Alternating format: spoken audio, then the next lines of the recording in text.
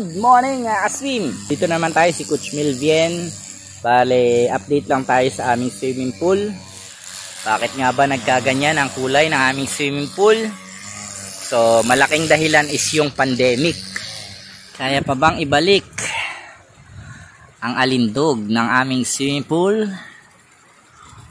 Abangan ang susunod na kabanata kung kakayanin. Kung kakayanin man, ilang araw? Araw ba? Linggo ba? O buwan? So ayan, abangan ang susunod na kabanata. 1, 2, 3, 4 like a Hellcat.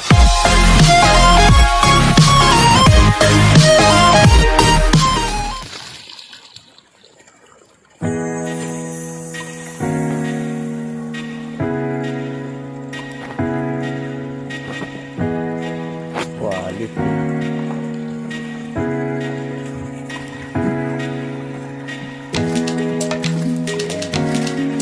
Ayan, mag-i-start na po tayong i-treat ang ating swimming pool kung gaano ito katagal.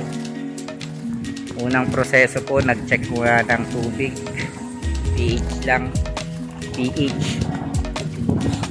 Tapos naghahalo na po ng naglulusaw na ng dry acid. So ang ginagamit po namin dito ay dry acid. So ito mga nakasako-sako. Hindi kami nagamit ng muriatic.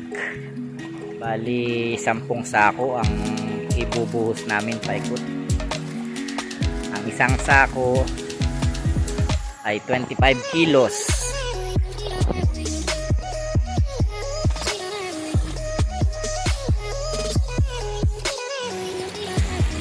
Chlorine ang aming gamit. So, kailangan ang fully protected ka. So medyo delikado ang chlorine na yan. So after natin makapagbuhos ng 10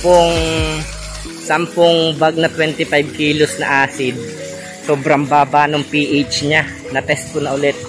Tapos nakakapagbuhos pa lang ako ng 5 kilos na chlorine ng Aquafit. So ayan na.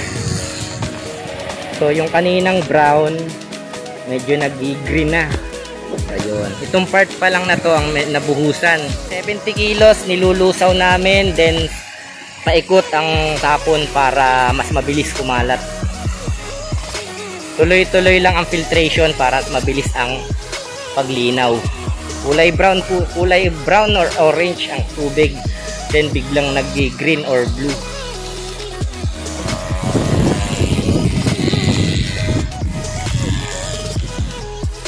Nakatapos na kami magbuhos ng 70 kilos na nilusaw na Aquafit na chlorine. So watch natin to, monitoring lang to. Tapos ang gumagana pa lang naming filters ay 4. So ang pwedeng gumana ay PP to, kasi nasiraan ulit kami ng isang pump kanina. So yung 3 hindi ko pa napapahigop kasi medyo matagal na stock. So yun pa ang aking tatrabahuhin para mas mabilis ang filtration.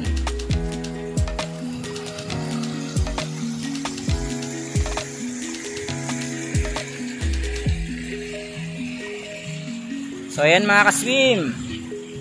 So bali natapos na yung first day natin ng ating shock treatment dito sa ating swimming pool. Balik alindog ng ating swimming pool. So ayan. First day, bali napagana ko na ngayong hapon, bali naging 6 na yung filters namin. Ayan. So yun yung balik nakadaan na sa filter yung lahat ng bumabalik dyan. Tapos na tayo ng first day. Ito na yung kulay niya. So may nakikita na yung mapa sa ilalim ng ating tiles ng flooring. So yun yung pinakang mapa niya, yan yung iba-vacuum naman. Pag medyo malinaw na yung ating tubig, so pwede na mag-vacuum. Okay? The next day. So second day na tayo. Ito yung itsura ng ating swimming pool.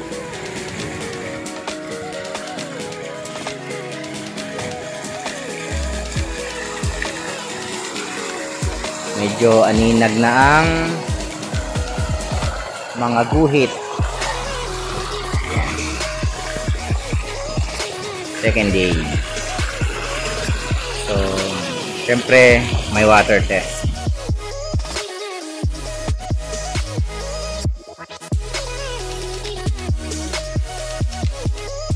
Pag ganyang mababa pa ang pH, pag naglagay tayo ng chlorine, matapang, malakas ang epekto.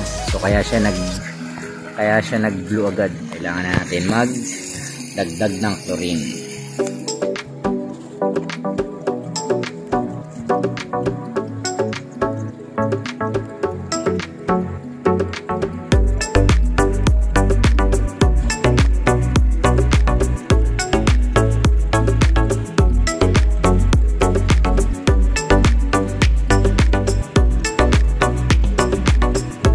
Next morning.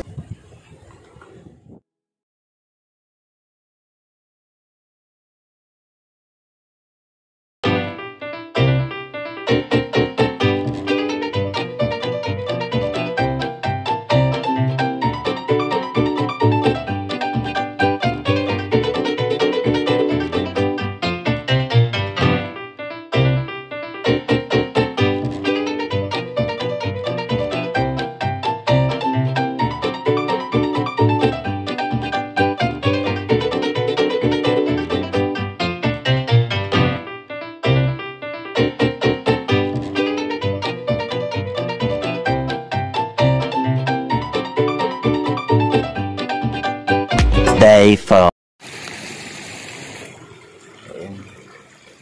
Fourth day, kita na ang tiles and lanes. So, ayan. May mga mapa na lang siyang natitira doon na ano. So, starting ng Monday, mag-start na mag-vacuum para maubos na yung mga nasa sahig na yan. Tsaka yung mapa doon. So, mga 1 week na nagba-vacuum.